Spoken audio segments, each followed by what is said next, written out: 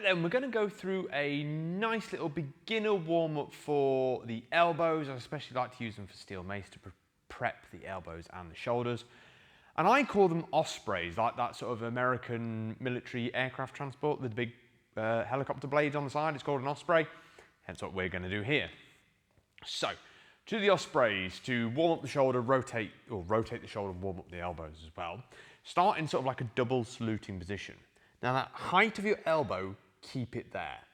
What you're going to do is bring both hands, sweep down until we're into sort of like a goalpost position, and notice how the elbows are still at the same height they started with. Flex the arms out, squeeze the back of the arms, the triceps, then flip the thumbs up and hinge at the elbows to bring the hands back to the double salute position. Now you do this with some relative fluidity and speed, and it's a great way to begin to prep the joints in the elbows and also begin to allow your shoulder, because what will happen is your shoulder will slightly rotate inwards and then outwards again to begin to prep the shoulder as well. Stick them in your workouts and see if it makes a difference.